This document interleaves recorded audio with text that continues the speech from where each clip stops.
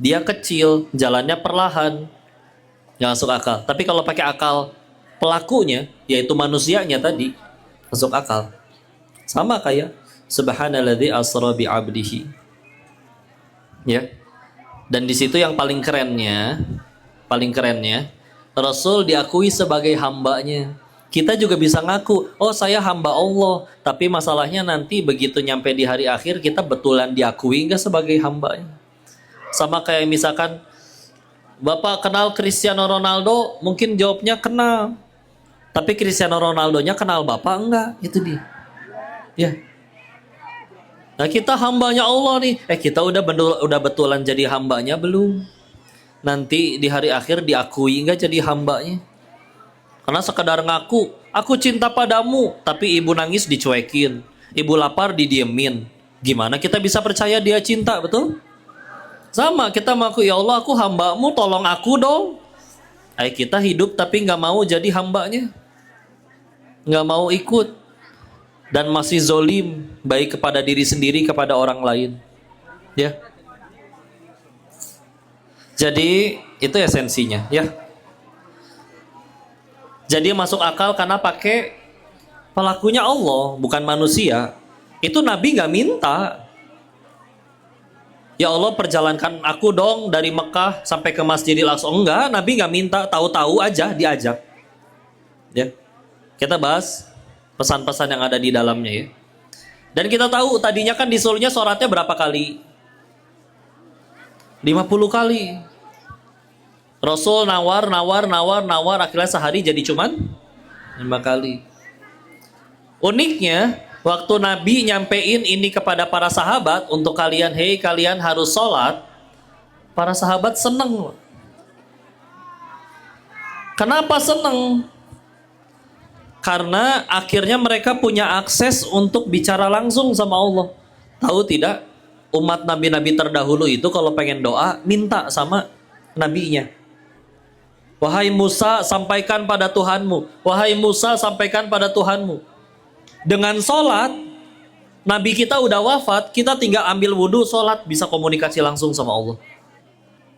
Padahal di zaman itu sulit, Bu. Kita sekarang air gampang dicari. Di zaman itu gimana? Di tengah padang gurun nyari air. Masjid dan musola belum banyak. Keran air tidak banyak. Sedangkan mereka setiap kali sholat harus wudhu dulu. PR itu kalau bagi kita. Tapi bagi mereka, wah, dengan begitu, meskipun aku tinggal jauh dari Nabi, bisa dong langsung minta ke Allah. Oh, itu yang mereka senang. Karena hatinya memang sudah ke Allah. Makanya, yuk, bismillah. Bahagia atau enggaknya kita, Bapak Ibu pengen bahagia tidak? Hari ini sudah bahagia belum? Baik, karena sudah bahagia kita tutup kajian ini. Subhanakallahumma. Kan sudah bahagia ya. Nah, bahagia itu tergantung apa yang ada di sini, di hati kita. Ini contoh gampang sekali. Ada yang hobinya main bola, apa? Dia rela keluar duit, bayar lapangan, lari-lari, kena sliding, jatuh, kepleset, kakinya lecet, keseleo, pulang nyampe rumah dia tertawa. Tadi seru banget mainnya. Bagi orang yang gak suka main bola, dihina. Saya dikasih duit berapa gak mau main bola, ngapain? Beli bola sendiri bisa 40. Ngapain bola cuma satu direbutin puluhan orang? Bodoh. Gitu katanya. Sama-sama main bola, ya gak? Ada bapak-bapak kalau di kota suka fitness, nge-gym, biar badannya bagus. Jadi kalau udah badannya bagus, paling senang ditanya toiletnya di mana. Toilet di mana? GGI. Ya. Tinggal jawab, sono, nah selesai. Ya. Bagi yang suka fitness, tiba-tiba nanti ketemu kuli panggul, dihina. Bapak bodoh. Kenapa saya bodoh? Udah bapak yang bayar duit, bapak yang gotong-gotong besi. Bodoh itu namanya, Pak. Mendingan juga saya yang gotong-gotong besi, gotong-gotong kardus, saya yang dibayar. Badan sama-sama jadi bau, keringetan soalnya ya. Tapi ada yang rela tetap bayar ke tempat fitness, ke tempat gym, biayanya kadang tidak murah demi gotong-gotong besi.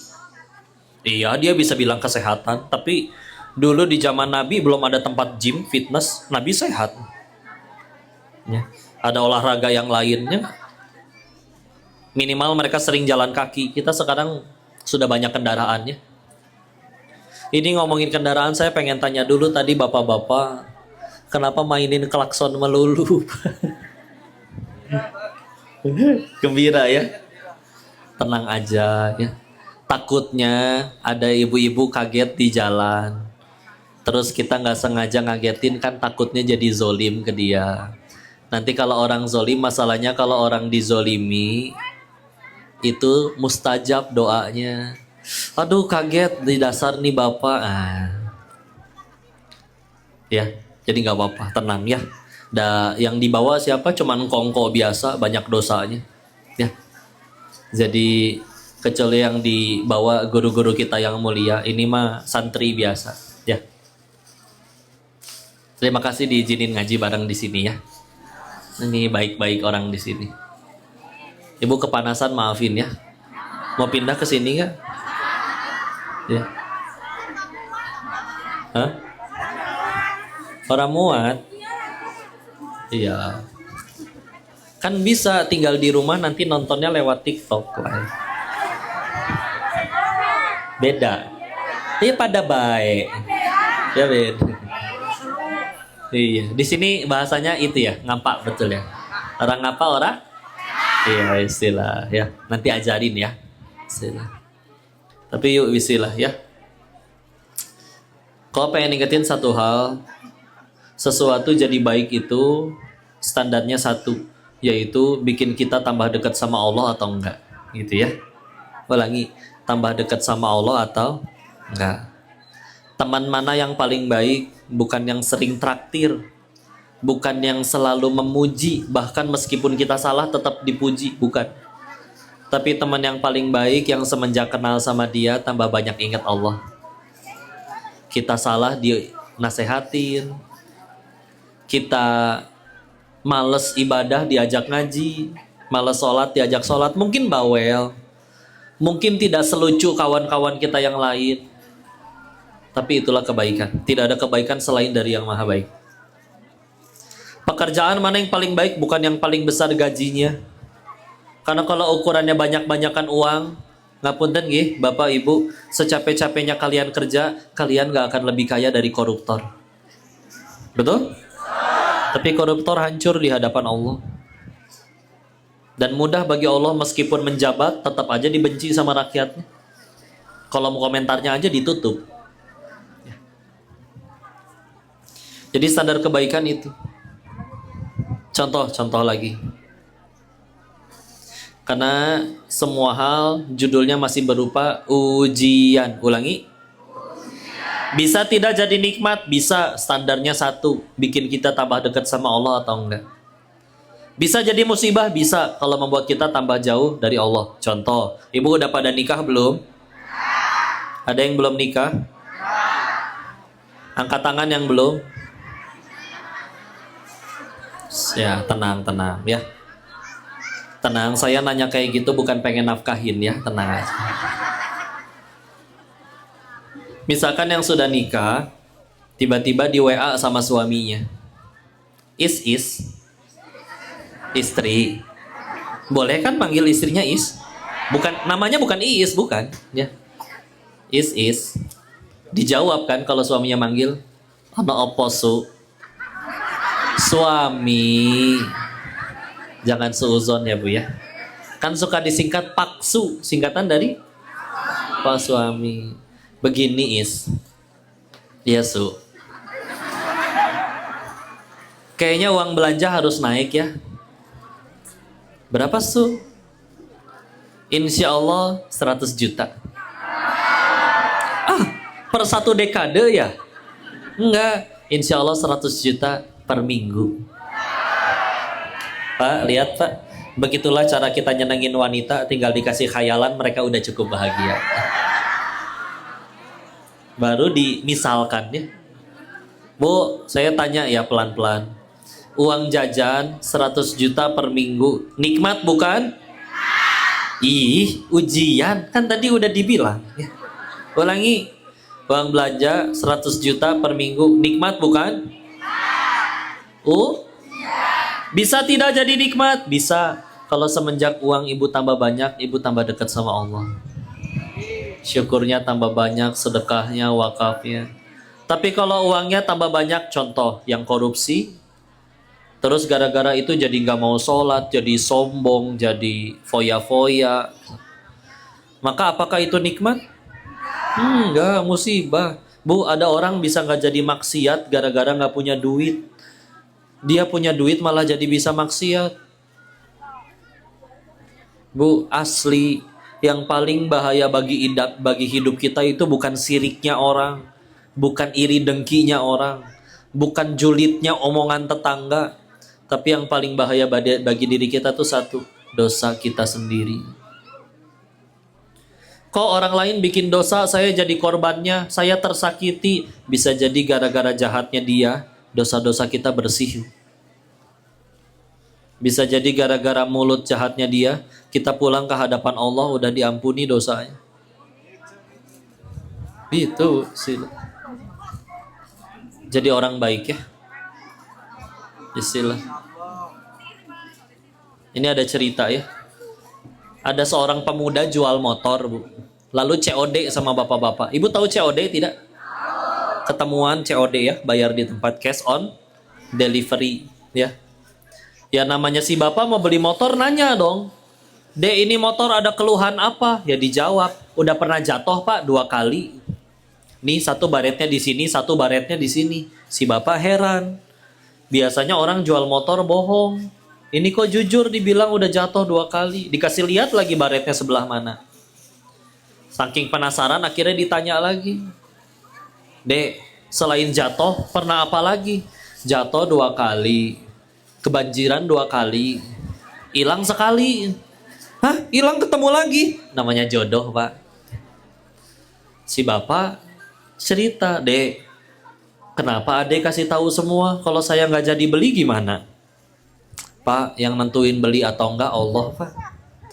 Kalau bapak nggak mau beli, meskipun saya udah kalau kata Allah bapak nggak akan beli, saya bohong, saya bagus-bagusin, saya dusta, gampang Pak. Dibikin bapak nggak jadi datang, dibikin bapak ada keperluan mendadak, duitnya kepake, dibikin duit bapak hilang, dibikin bapak jadi nggak minat, mudah Pak. Tapi kalau kata Allah, bapak harus beli, nyampe bapak, meskipun saya diam nggak ngomong apa-apa. Tugas saya satu, jadi hamba yang baik di hadapan Allah. Saya cuma disuruh jujur. Masya Allah, kata si bapak. Bapak bilang akhirnya, Dek, maaf ya, gara-gara adek bilang begitu, saya jadi gak minat beli. Gak apa-apa, doain aja ya Pak. Tapi Dek, saya memang gak jadi minat sama motornya, tapi jadi minat sama adek. Adek udah nikah belum? Gitu, plot twist ya. Dijawab sama si adek, belum Pak, belum nikah. Emang kenapa? Kata si bapak, sama Dek, saya juga belum. Iya. Terserah saya mau cerita apa ya kan. Tapi pemuda itu orang baik bukan? Seneng nggak ketemu orang baik? Tuh, saya baru cerita orang baik, ibu belum ketemu udah seneng. Apalagi kalau ketemu orang baiknya betulan. Apalagi kalau kita yang jadi orang baiknya. Serius. Pernah ada satu cerita, ini kisah nyata. Ada bapak-bapak lagi bakar sampah, nemu ular. Ularnya diem aja, menang baik, ya. Dikira sudah mati, ya udah daripada nakut-nakutin orang, mendingan ularnya ikut dibakar. Waktu ularnya dipegang, hidup, ngigit, berdarah nih tangannya, dipatok. Astagfirullahaladzim, jatuh ularnya lepas, jatuh ke dalam kobaran api. Si bapak yang tangannya masih berdarah, habis digigit ular, ngambil kayu panjang, berusaha menyelamatkan ular yang habis gigit tangannya dia. Maka orang di sekeliling kan heran, ya. Nanya, Pak, bapak habis digigit ular, kenapa menyelamatkan ular yang habis gigit? Bapaknya jawab kayak gini, Dek, ular gigit nggak bisa milih, namanya juga ular. Dia ngerasa terancam, mau yang megang cewek, cowok, kaya, belum kaya, pejabat, rakyat, selagi dia ngerasa terancam, dia ngigit. Ular nggak bisa milih. Aku manusia, aku bisa pilih. Aku mau berbuat apa, maka aku tidak mau perbuatanku didikte oleh makhluk lain. Maka aku nggak mau disikut, balas sikut, dicaci, balas caci, dihina, balas hina, difitnah, balas fitnah. Kalau misalkan bisanya cuman kayak begitu, buat apa kita sekolah tinggi-tinggi kalau bisanya cuma niru keburukan orang lain? Fitnah buruk nggak? Udah tahu fitnah buruk, kita balas fitnah yang sama. Tapi kok saya dihina? Kalau mau jujur, hinaan yang keluar dari mulut orang itu lebih sedikit daripada kehinaan kita yang asli. Allah tahu kita kalau sendirian ngapain aja. Orang nggak tahu. Kalaupun dibuka paling sedikit. Alah, Denis banyak omong. Saya cuma dibuka satu, aib saya banyak omong. Padahal bisa jadi saya nggak cuma banyak omong. Bisa jadi banyak utang, banyak cicilan, banyak ketombe. Ya kan? Enggak. Terus kenapa kita ngambek? Jangan salah fokus. Kalau kita salah fokus, stres. Contoh, artis ketahuan selingkuh. Kalau yang dipikirin sama artisnya, wah duit habis, followers kabur, kontrak sinetron diputus, endorsan sepi. Kalau itu yang dipikirin, sedih. Harusnya apa dong yang dipikirin? Yang dipikirin, gimana caranya gara-gara kejadian ini, saya jadi diampuni Allah. Anggaplah dia nyewa pengacara mahal, Bu. Dan namanya kembali bersih, netizen, umat kembali cinta, sinetron kembali rame, duit kembali banyak, tapi dia belum tobat-tobat di hadapan Allah. Mau lari kemana dari azab Allah? Ha?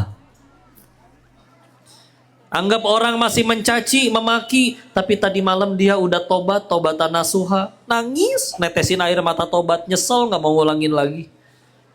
Dan Allah sudah ampuni, siapa yang bisa nyelakain kalau Allah sudah ampuni? Ha? Kita masalah fokus ya. Koruptor 10, ditangkap 1, ngambek. Kenapa yang 9 gak ditangkap? Kenapa saya sendiri? Setelah bertahun-tahun jalanin masa hukuman, diwawancara lagi. Gimana perasaannya udah di penjara? Jawabnya udah tenang, wajahnya udah teduh. Alhamdulillah. Kenapa alhamdulillah? Waktu ditangkap marah. 1, gara-gara ditangkap saya jadi berhenti nyolong. Coba kalau misalkan saya seumur hidup gak pernah ditangkap, mungkin sampai hari ini masih jadi maling. 2, jadi kenal Allah. Karena di dalam penjara kegiatannya ngaji lagi. Di luar mah banyak yang ngajak macam-macam. 3, lumayan DP, gugurin dosa. Kebayang saya nyolong gak pernah ketangkep, dibayarnya sekalian semua setelah mati. Repot itu. Terus kenapa waktu ditangkap ngambek? Waktu ditangkap, Tuhannya saya duit, bukan Allah. Buktinya ketinggalan sholat gak nangis, hilang duit baru nangis. Nanti isi hatinya apa? Ya. Maka yuk bismillah. Koko titip, tolong sering-sering kita bertanya, ibadahnya kita, sholatnya kita sudah membuat kita jadi manusia yang kayak gimana ya? Tambah baik nggak? Karena izin ya, kalau sekedar yang bertambah jumlah rukunya, jumlah sujudnya, izin ngapunten nggih. Orang Jepang dengan teknologinya, dia bisa bikin robot yang 24 jam ruku sujud. Tapi ibu nyebrang mobil ketabrak, ibu nggak akan ditolong sama robot itu. Dan kita tidak akan berkata, wah ini robot yang soleh. Nggak ada. Kita, Pak, Bu, kita nggak pernah disuruh untuk 24 jam ruku dan sujud, betul? Tapi sholat kita, ibadah kita, kita ngaji beragama sudah bikin kita jadi manusia yang seperti apa? Ya, tambah baik nggak? Ya. Kapan Allah nyuruh kita 24 jam sholat? Nggak pernah kan? Udah didiskon tuh, dari 50 kali jadi cuma 5 kali. Tapi sholat yang sedikit itu bisilah sanggup bikin kita jadi manusia yang seperti apa. Yuk mulai tahan emosi, jangan zolim, jangan ngambil yang bukan hak. Ya. Ya. Ada salah satu nasihat, ini guru kami bilang begini ya, ada beberapa hal ya, 3 hal beliau menyebutkannya, yang kalau orang ini punya nih dalam dirinya, insya Allah dia bakal sukses dunia akhirat. Salah satunya yang paling utama yaitu adalah zuhud. Ulangi. Kok zuhud itu apa? Ada yang mengartikan zuhud itu memegang dunia bukan di hati tapi hanya di tangan. Kayak contoh, ini tangan saya penuh nih Bu.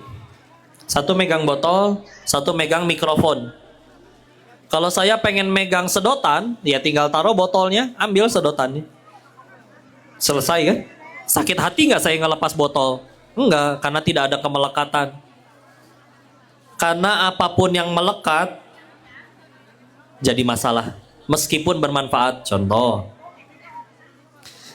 mikrofon ini bermanfaat tidak? Iya, kalau nggak ada ini mungkin suara saya tidak kedengaran. Tapi bayangkan kalau mikrofon ini melekat kepada tangan saya.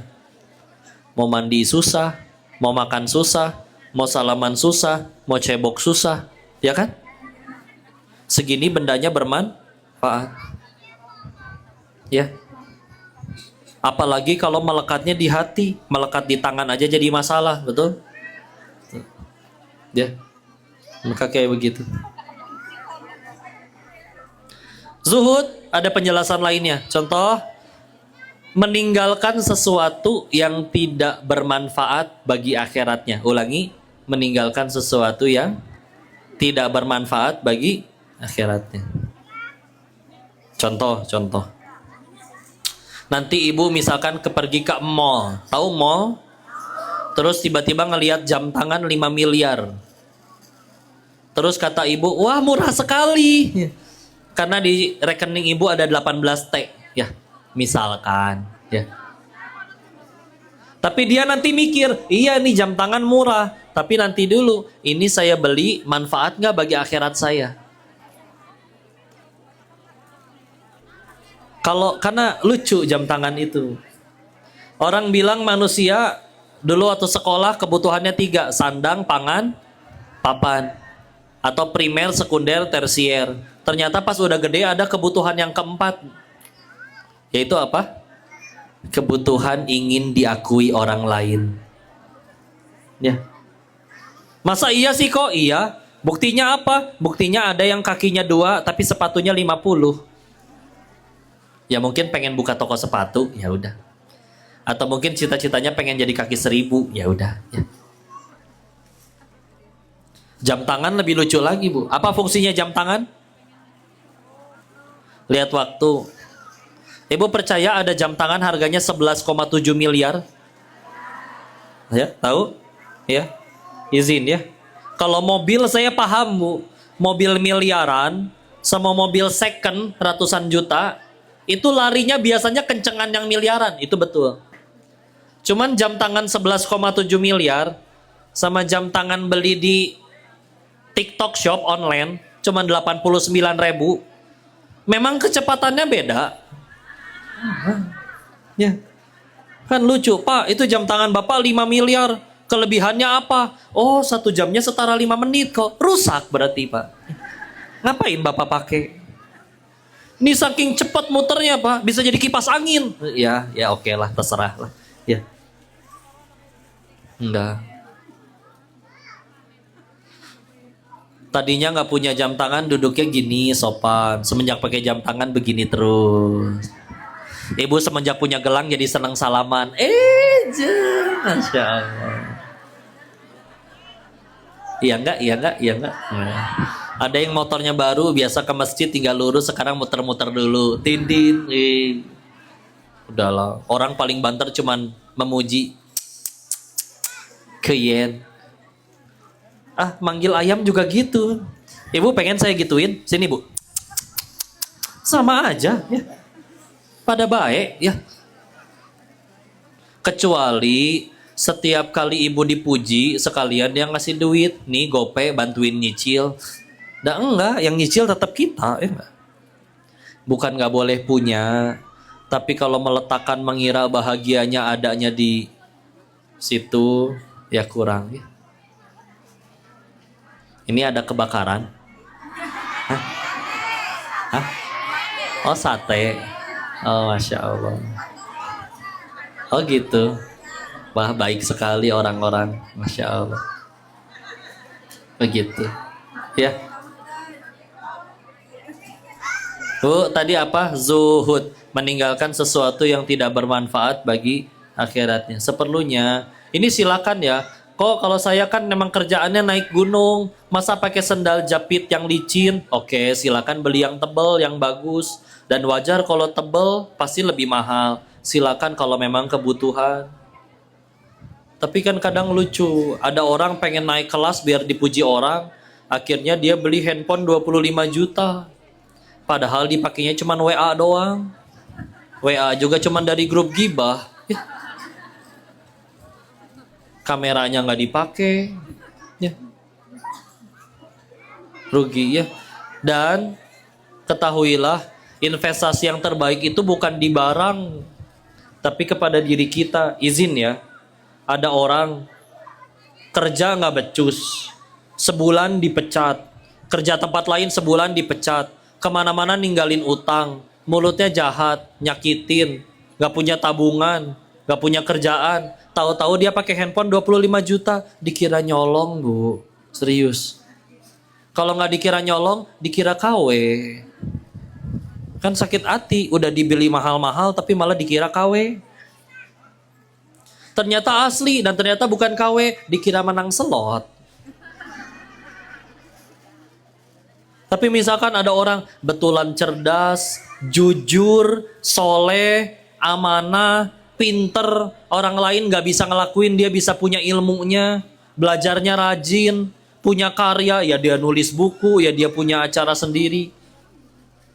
Tahu-tahu dia pakai handphone yang 3 juta atau beli jam tangan murah 89.000 di TikTok Shop. Dikira 3 juta itu jamnya. Gak ada yang percaya dia pakai jam murah. Gimana kitanya, Bu, serius? Yuk jadi pribadi yang baik, bismillah. Agama juga kan datangnya untuk memperbaiki diri kita. Ingat, salah satu tujuan kita ngaji itu untuk makin jago nyari kekurangan diri sendiri. Bukan makin jago nyari kekurangan orang lain. Semenjak rajin ngaji malah jadi pandai kafir-kafirin orang. Kok tapi dia salah? Ajak ngobrol atuh, siapa tahu dia nggak tahu. Traktir, ngapain ngajakin orang buat benci orang rame-rame? Ya. Zuhud. Di atas zuhud ada satu. Nih, tapi entar dulu. Nabi pernah ditanya, ya Rasul, bagaimana cara kita agar dicintai Allah dan dicintai manusia? Tuh 2 pertanyaannya. Nabi jawabnya tadi, zuhud. Beliau menjawab, izhad fid dunya yuhibbukallah. Kamu zuhud sama dunia, kamu dicintai Allah. Izhad ma fi indan nas, di riwayat yang lain aidin nas, yuhibbukan nas. Kamu zuhud sama apa yang dicintain manusia, apa yang di sisi manusia. Manusia gila harta, kita biasa aja. Ada syukur, ada nggak jadi sombong, nggak ada juga sabar. Manusia gila jabatan, kita nggak jilat siapa-siapa, lempeng, dikasih amanah dikerjain. Kalau enggak juga nggak jilat-jilat orang, nggak ngejar-ngejar, tidak nyogok, tidak KKN. Seneng Pak asli orang. Tuh urusan mah sama dia aja tuh. Dia mah jujur, sepeser pun nggak akan ngambil sama yang bukan haknya. Serius. Seneng orang. Seneng.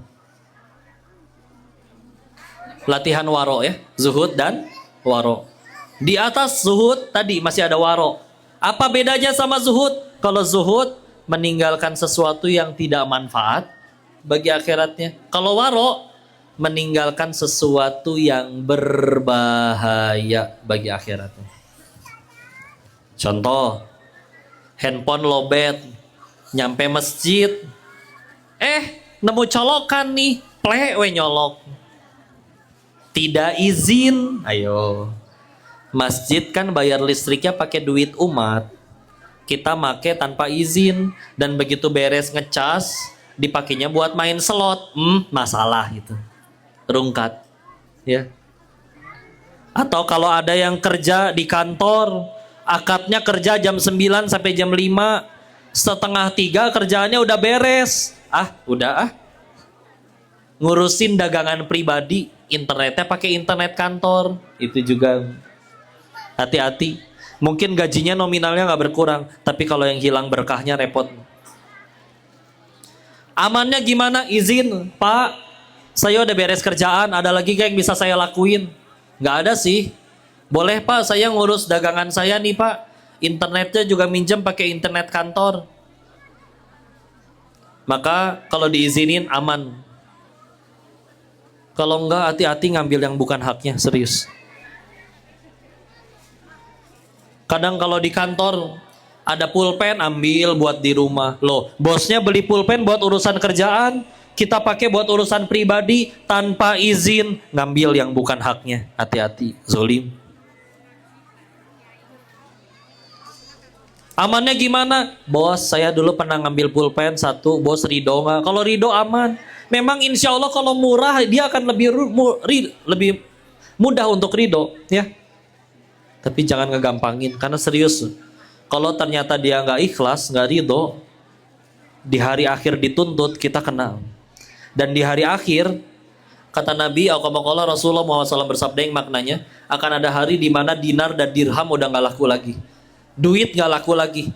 Yaitu di hari akhir, kita nanti bayar sesuatu pakai amal soleh kita. Kita jahatin orang, orangnya nuntut balas, maka kita balasnya pakai pahala kita. Pahala kita habis, dosa dia diangkut sama kita. Kebayang, baru dituntut satu orang aja pahala kita habis. Nengok ke belakang, aduh antriannya masih jutaan orang lagi.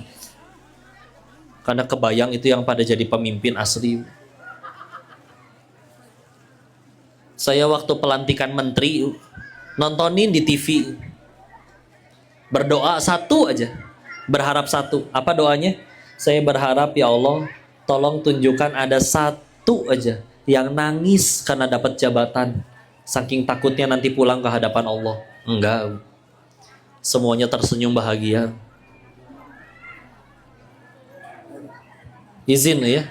Sedangkan Nabi mengingatkan, ya Allah, ya Rasulullah, beliau ditanya, bagaimana ada orang yang dia sholat, zakat, puasa, sedekah, tapi tetangganya tidak selamat dari lisannya. Ini tetangga loh. Kata Nabi apa? Finnar, dia di neraka. Bukan bagian dari umatku. Apalagi ke orang-orang yang punya hak atas diri kita.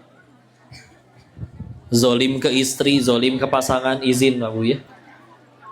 Nabi di riwayat yang lain setiap kali ditanya siapa manusia terbaik, kan jawabannya beda-beda. Salah satu jawabannya apa? Adalah yang paling baik terhadap keluarganya. Ya. Karena mereka punya hak atas diri kita. Hati-hati jangan ngambil yang bukan haknya, jangan zolim. Ya. Hati-hati, kita tahu rumah itu punya wifi. Duduk nongkrong di depan rumahnya. Udah tahu passwordnya. Numpang duduk aja situ. Nggak ketahuan, tapi Allah tahu dan dia tidak izin. Ngambil yang bukan haknya, hati-hati. Serius. Jangan ngambil yang bukan haknya. Ya.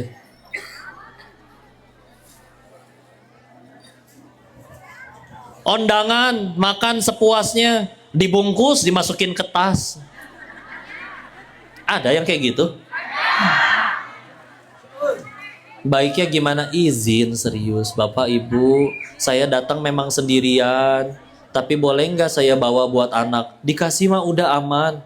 Tapi kan kita takut izin ya. Ada yang ngamalin sampai kayak begini loh. Ini suatu cerita, ada karya wisata, tahu ya, jalan-jalan, kayak contoh ke Gucci gitu ya. Terus begitu dia mandi, dia bawa sikat giginya, tapi lupa bawa odol. Di kamar mandi ada odol orang, utuh, masih penuh. Dia keluar lagi dong, nanya, "Pak, maaf, ini odol siapa ya?" Ada yang jawab, "Punya saya, Pak, pakai aja." "Iya, saya minta ya, paling sekuku. Nggak akan lebih." "Ya Allah, Pak, pakai aja. Nanti keluar baru izin. Kenapa harus keluar dulu?" Dia jawab kayak begini, "Saya takut nggak ada umur keluar dari kamar mandi." Segitu nggak maunya ngambil yang bukan haknya. Karena tahu betul semuanya ada tanggung jawab di hadapan Allah. Nggak ada yang luput. فَمَنْ يَعْمَلْ مِثْقَالَ ذَرَّةٍ خَيْرًا يَرَهُ وَمَنْ يَعْمَلْ مِثْقَالَ ذَرَّةٍ شَرًّا يَرَهُ. Ada tanggung jawabnya, serius. Karena izin ya. So, ada yang nanya kayak gini, kok yang korupsi, koruptor, kok tidak diazab? Saya jawabnya gini, satu, kata siapa nggak diazab? Bisa jadi ditunda.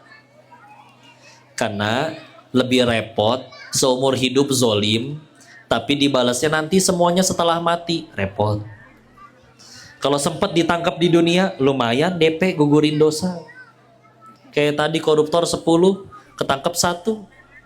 Malah dia yang makasih, "Oh ya, bilangin ya sama yang waktu itu laporin saya, tolong bilangin makasih," gitu. Gara-gara dia saya dapat hidayah, mudah-mudahan saya bisa jadi pahala jariah bagi dia. Tuh beda ngomongnya. Ya. 2, azab itu, Pak, Bu, nggak selalu dalam bentuk ketimpa meteor, bangkrut, kusta sekujur tubuh, lagi jalan tiba-tiba kepeleset masuk ke dalam truk molen. Enggak, itu mah cuma di Indosiar, Bu. Ya. Ada yang lebih parah, yaitu azab dalam bentuk hukuman. Allah biarkan dia terus bermaksiat tanpa ada perasaan bersalah. Serius. Maka kalau nggak ada perasaan bersalah, gimana bisa tobat? Kalau nggak tobat, umur panjang, tapi tiap hari bukan jadi dosa, bukan jadi pahala, malah jadi dosa. Sedangkan semua ada tanggung jawabnya. Sama aja kayak hidup buat nambah siksaan nanti di neraka dong. Rugi tidak? Kita bilang, kasihan anak-anak kecil di Palestina kena ledakan. Oh, bisa jadi lebih beruntung mereka, Bu. Masih kecil, belum punya dosa, apal Quran, kena ledakan, berarti syahid dan husnul khotimah.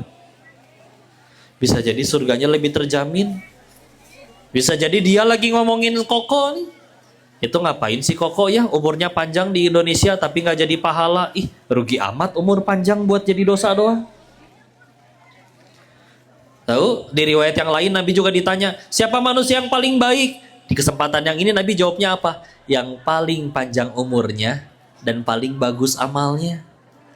Jadi kalau berdoa nanti ulang tahun, jangan minta panjang umur doang, tapi panjang umur dan bagus amalnya. Karena begitu Nabi ditanya, kalau begitu siapa yang paling rugi? Yang paling panjang umurnya tapi buruk amalnya. Coba ada orang maksiat baru sekali dosa mati, 1 doang dosanya tuh berarti. Ini berkali-kali dosa nggak mati-mati, nggak ngerasa bersalah lagi, bangga lagi. Ih, asli rusak gitu mah. Jangan iri sama yang gitu-gitu. Jangan iri sama yang gitu-gitu. Masya Allah. Ya, waro, belajar waro mau tadi?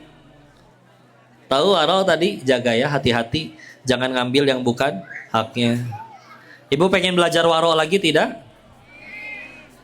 Maka nanti coba misalkan ibu nanti pulang langsung ke dapur. Terus nanti cek di dapur tabung gasnya warna apa.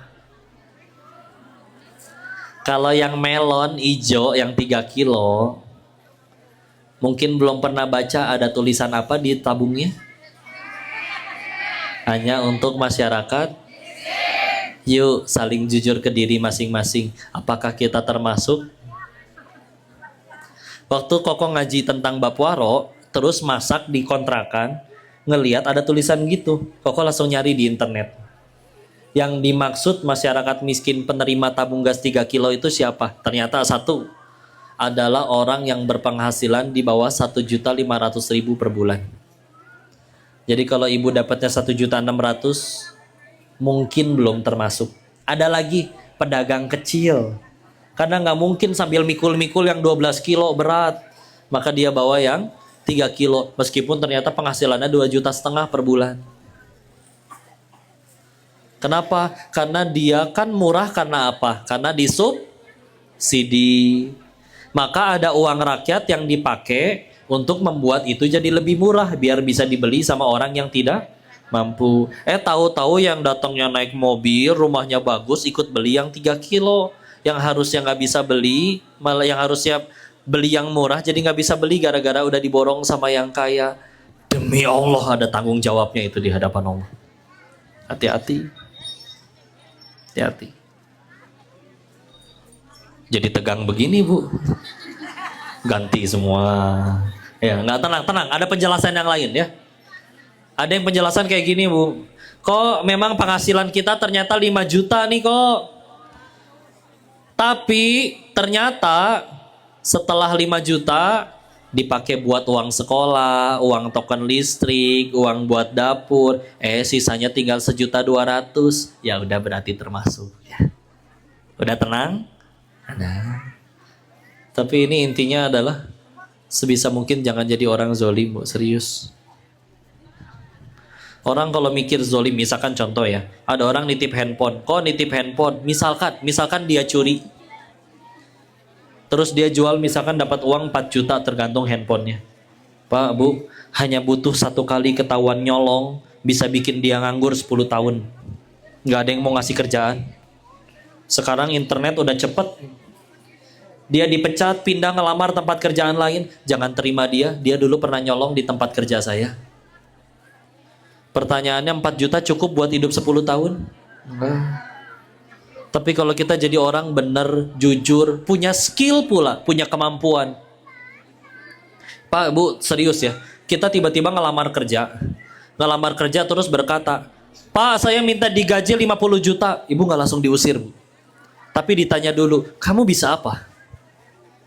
Kalau terbukti kamu punya kemampuan yang bisa nguntungin perusahaan, jangankan digaji 50 juta, bisa dikasih kepercayaan. Saya pengen buka cabang nih di Makassar, kamu dong yang kepalain, saya nggak mau selain kamu, nanti keuntungannya bagi 2 aja. Kalau udah jadi orang yang jujur, hanya butuh sekali bohong, Bu, untuk merusak hidup kita. Makanya yang udah pernah bohong nggak ketahuan, itu teh bukan karena kita jago bohong, tapi Allah masih nutupin dosa-dosa kita, udah gitu aja. Tinggal balapan antara Allah buka duluan atau Allah tobat atau kita tobat duluan, udah gitu aja. Ya, yuk jadi orang baik ya. Iya tidak? Iya. Bu, yang baik ke suaminya ya. Pak, Bapak, yang baik juga ke istrinya ya. Satu-satunya wanita yang paling layak dapat ramah tamah dan kebaikan Bapak adalah istri. Istri sendiri, bukan istri orang. Ibu juga sama. Satu-satunya laki-laki yang paling berhak mendapatkan senyum kecantikan ibu adalah suami. Suami sendiri, bukan suami orang. Ya. Maka tolong nanti ditukar di hadapan Bapak cantik. Jangan di hadapan Bapak jabrik kayak singa. Giliran kondangan cantik. Ya. Bu, ini praktekin ke suaminya ya Bu ya. Ini sampai dikutip di kitab para ulama, serius. Ucapan istri soleha kepada suaminya. Mau dipraktekin? Ngomongnya kayak begini. Dengerin dulu ya. Wahai suamiku, maksudnya kami adalah ibu dan anak-anak ya. Wahai suamiku, kami tidak takut dengan panas, dengan pahitnya kelaparan. Yang kami takut adalah panasnya api neraka. Ulangi. Wahai suamiku, kami kuat tahan dengan pahitnya kelaparan. yang kami tidak kuat adalah panasnya api neraka. Maka tolong jangan sekali-kali kamu bawa yang haram ke rumah ini. Kalau menurut ibu kalimat itu biasa saja, tolong dipendengarkan di belakang laki-laki soleh ini. Bismillah. Serius. Bu, tahu tidak? Laki-laki ketika bosnya marahin, bawahannya kurang ajar, duit lagi seret, dagangan tidak selalu rame, dia juga sedih. Dunia lagi memusuhi. Laki-laki, Bu, kalau dia betulan soleh, Bu, dia bisa tenang ketika ingat satu hal. Setidaknya meskipun dunia memusuhiku, setidaknya akan tetap ada satu wanita yang mentaatiku apa adanya. Siapa? Ibu di rumah. Maka coba tolong bayangkan perasaan laki-laki yang soleh itu. Begitu nyampe rumah, ternyata suara ibu lebih berisik daripada sound horeg. Hancur, serius. Ya. Bu, serius Bu. Laki-laki, kalau dia soleh ya, dia nggak akan ninggalin ibu cuman karena ibu naik berat badan, Bu. Serius. Gimana caranya ibu langsing terus, ya nggak? Udah ngelahirin 5 dari anak dia, masa langsung melulu? Dan pasti bertambah usia, ya nggak? Tapi laki-laki, kalau dia betulan laki-laki yang baik ya, dia nggak akan ninggalin ibu cuman karena ibu naik berat badan atau bertambah kisutnya. Enggak, Bu. Tapi kalau ternyata dia kehilangan kehangatan di rumah, jadi dia udah bak-bek di luar bertarung dengan segala macam tanggung jawab, nyampe rumah yang dia pikir adalah masuk ke pertarungan selanjutnya ngadepin ibu. Itu berat. Atau dibalik deh, hari ini begitu indah, atasan mencintai, bawahan mengagumi, komisi banyak, kantong kanan 100 juta, kantong kiri 100 juta, pelanggan balik lagi. Pulang dengan senang, yes akhirnya bisa jajanin istri. Mah, nih 200 juta buat beli gelang, beli sana sampai kelek kalau perlu ya. Tapi nyampe rumah, begitu nyerahin, mah ini ada rezeki dari Allah. Sang istri tiba-tiba gebrak meja. Heh, Pak, yang bener aja. Masa cuman segini sih? Kamu lihat tuh tetangga kamu. Dia tuh bawahan kamu. Masa mobilnya bagusan dia? Pikir dong, Pak, pikir. Bagus gak acting saya? Hati-hati Bu, saya ngambilnya dari film azab itu. Ya, tahu kan ujungnya diapain di akhir episode?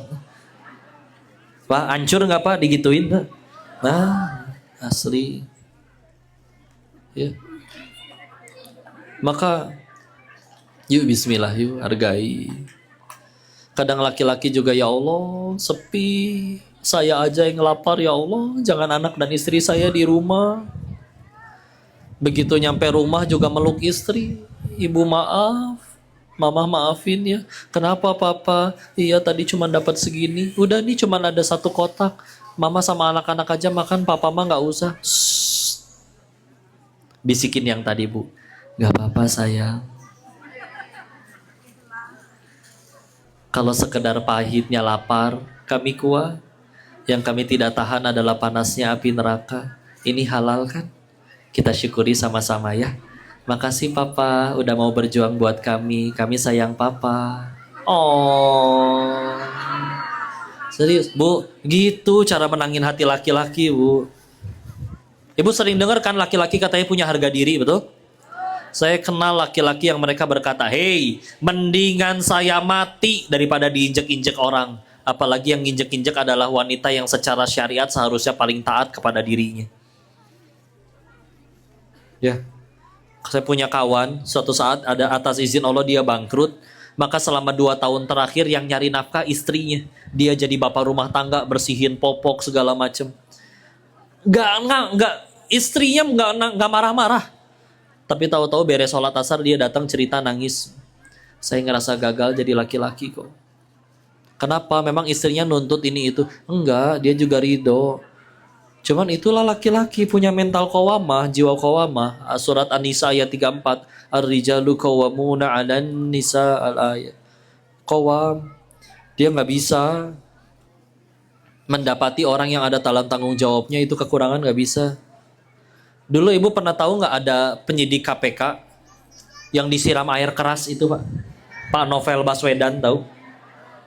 Saya pernah beberapa kali podcast sama beliau. Beliau bilang kayak gini. Hampir semua koruptor yang saya tangkap itu hampir semuanya diawali karena satu hal. Ada satu mulut di rumahnya yang tidak pernah puas. Kadang laki-laki nggak neko-neko. Mereka sendal nggak bolong nggak ganti, celana nggak bolong nggak ganti, baju nggak belel, cuman ganti shift. Tadinya dipakai berangkat, sekarang dipakai tidur. Ya nggak? Handphone nggak pecah nggak ganti. Dan seringkali handphonenya suami itu lungsuran dari ibunya. Iya kan? Nggak neko-neko, adanya nasi kotak, nggak milih, udah makan, nggak ribet. Tapi nyampe rumah dia ngelihat orang yang dia sayang ngerasa kurang terus, nggak didampingin iman, bisa nyolong, Mbak, demi Allah. Ayo bismillah yuk, hargai. Hargai. Ya, saling hargain lah. Karena kalau kita ngelihat pasangan pakai sudut pandang hak dan kewajiban, berantem Pak asli. Nanti lagi capek di rumah, ngelihat istri tetangga, dia kerjaannya dandan doang, tapi kok uang jajannya lebih banyak, ngambek. Pak, mending kalau kita dibandinginnya sama tetangga, Pak. Sekarang mah dibandinginnya sama drakor. Coba gimana menangnya? Dan drakor mas skenario, abis kecelakaan, dia masih glowing kene. Iya. Hanya di drakor aja ada preman tapi glowing, namanya Vincenzo. Udah. Nah, kau udah hargai istilah. Terus kita mandang pasangan sebagai apa? Ya Allah, dia adalah jalanku lebih mudah ke surgamu. Udah. Kebaikannya pasti ada, disyukuri berarti jadi pahala. Nggak mungkin dia nggak ada kebaikannya. Emang kita nikah sama monster? Enggak. Ya. Terus kekurangannya pasti ada, dan kekurangannya membuat kita menangis satu sama lain. Berarti dia lagi jadi ladang penggugur dosa. Berarti selagi aku menikahimu, yang aku dapat cuma dua. Satu dapat pahala, dua dapat penggugur dosa. Bukankah itu dua tiket utama ke surganya Allah? Maka kalau selagi aku menikahimu aku ngambek melulu, mungkin akunya aja kali yang belum pengen ke surga. Udah gitu aja. Diatur bahasanya yang lembut. Ibu, Bapak tahu Dokter Zaidul Akbar nggak? Pernah dengar? Dokter Zaidul Akbar. Ini dokter Islam, Masya Allah. Beliau menemukan kayak JSR, Jurus Sehat Rasulullah. Jadi kalau pengen sehat, nah kunyit manfaatnya apa, rempah-rempah manfaatnya apa. Suatu ketika beliau lagi di bandara, disamperin sama ibu-ibu. Sambil nunggu pesawat ngobrol lah akhirnya. Cerita, dok, suami saya sakit ginjal. Ya udah, beliau dokter, beliau jawab yang beliau tahu. Oh, udah makan ini belum bu? Udah minum ini belum bu? Pola makan, pola hidupnya udah begini belum bu? Dijawab, sudah semua dilakuin dok, tapi masih sakit ginjal. Akhirnya si dokter ini bilang apa? Beliau bilang, Bu, saya pengen tanya, tapi maaf jangan tersinggung ya. Nanya apa dok? Silakan. Ditanyanya kayak begini. Bu, ibu gimana sikapnya terhadap suami? Nangis si ibunya, serius. Iya, kadang saya suka kurang terima kasih, kurang menghargai. Ibu, ternyata ya, ini udah betulan secara medis terbukti ya. Banyak sekali penyakit yang itu nyambung ke pikiran, Bu. Contoh, kita stres bisa kena asam lambung, bukan asam urat, Bu. Jadi asam urat. Serius, ini makin stres, nanti peluang asam lambungnya makin naik, dan itu terbukti secara medis. Karena otak itu nanti nyambung ke produksi hormon, hormon nyambung ke kesehatan tubuh. Dan ternyata kata dokter yang tadi ya, perasaan direndahkan dan diinjak-injak oleh pasangan itu bisa nyambung kena sakit ginjal. Ini saya harus pinjam kalimat beliau karena beliau yang dokter, saya bukan dokter. Ya. Kadang kita cuman pengen ngasih perhatian, betul nggak Bu? Cuman kadang bahasanya kan, contoh suami punya penyakit gula. Tahu-tahu kepergok dia pengen minum es Thai tea boba brown sugar. Belum juga diisep Dan itu pun udah seharian nahan, baru pengen ngisep sekali ini, langsung disemprot sama si ibu. Hehehe. Papa yang bener aja dong. Udah tahu sakit gula, minumin gituan, pengen nyiksa mama, bukan? Gak suka, bukan kalau mama sehat nih, hah? Dalam hati teh, ya Allah, baru minum, bu diminum ge belum. Dimarahinnya segitunya. Ganti bahasanya. Contoh ya, contoh. Pas suami pengen minum, dan kita tahu dia punya gula, dan kita nggak pengen dia sakit, kan sebetulnya karena sayang, betul nggak? Nggak tahu sebenarnya sayang, nggak tahu benci ya. Dan sayang, ya. Yang rapi bahasanya. Papa sayang, minum apa itu? Oh, meni enak. Ayo inget, kan papa ada gula. Nanti kalau papa minum, nanti papa atit. Nanti papa atit, nanti mama sedih. Ya geli juga sih ya. Nggak usah gitu kali ya. Tapi Pak, jujur Pak, lebih pilih dinasehatin yang mana? Yang diomelin kayak pertama atau lembut kayak yang kedua? Dua. Nggak sakit hati. Kita juga ngomelin anak juga kan kadang. Ya Allah. Hati-hati Bu. Hanya butuh 5 detik ledakan emosi kita. Itu bisa ngancurin hati dia. Kemarin istri cerita tuh ngeliat.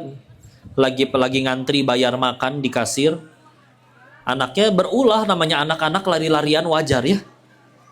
Tiba-tiba sambil teriak ibunya berkata, siapa sih yang gak nyesel punya anak yang susah diatur kayak kamu? Ya Allah, anak emang minta dilahirin. Dulu yang bikin dua-duaan sama si bapak di sawah siapa? Nggak minta mereka. Ya.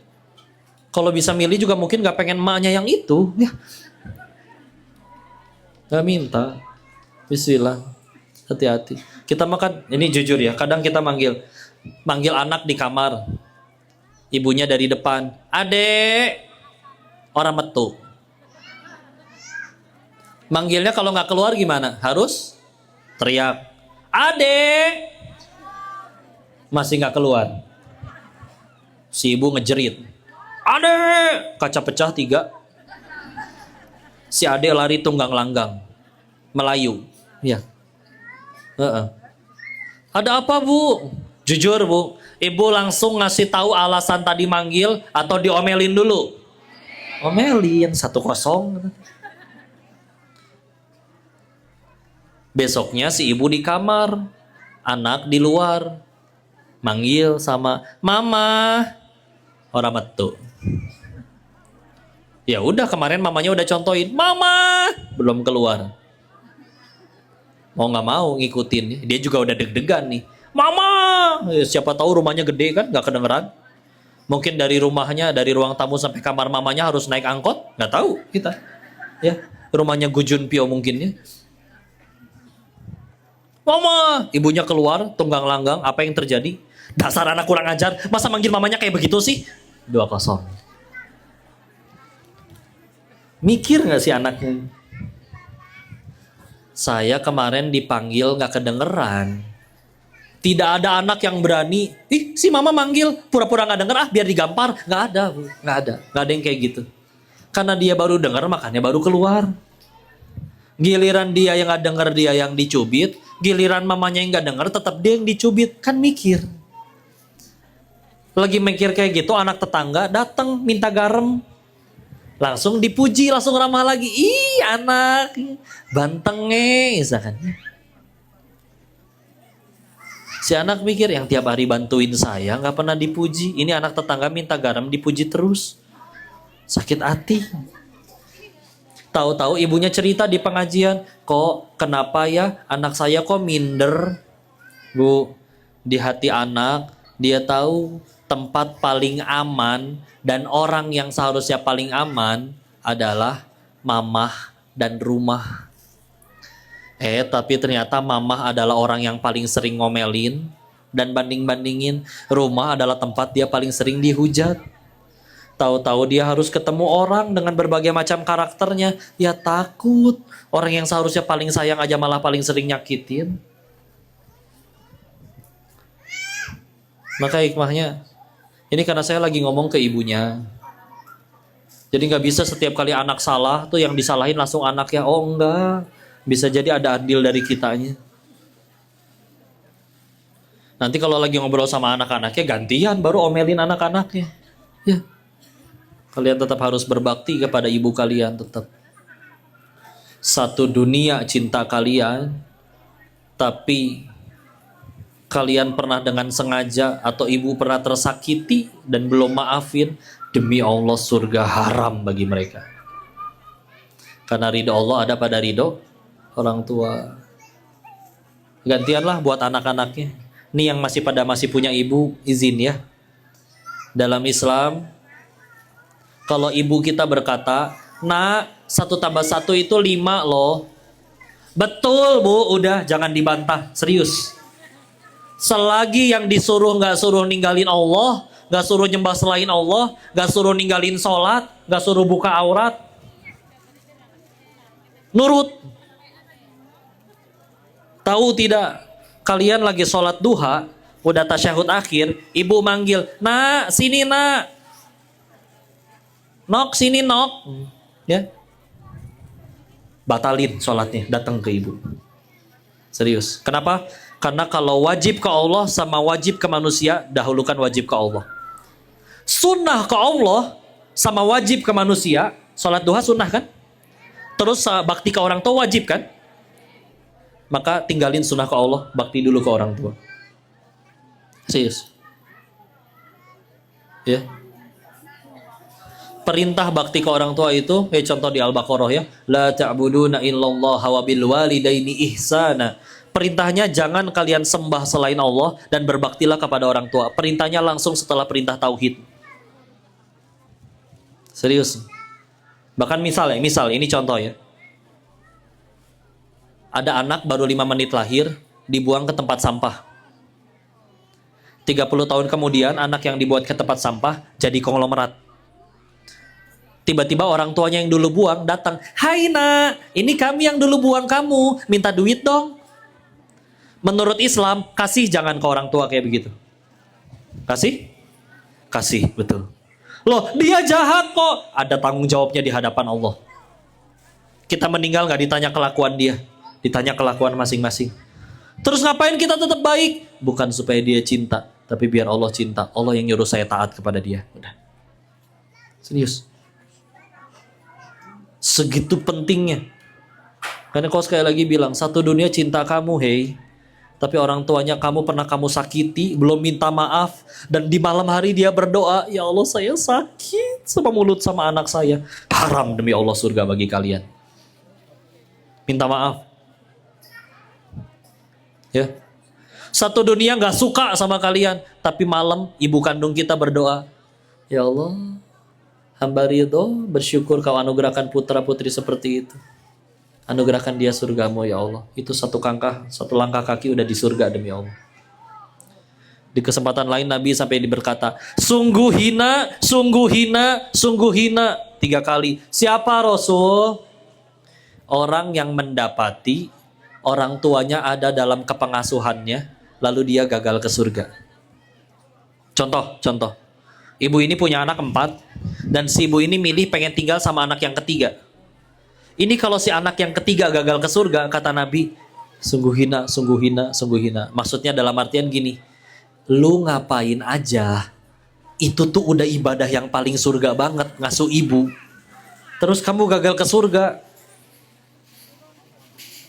Serius. Bapak, Ibu yang dirahmati Allah, kita semua bakal mati, betul?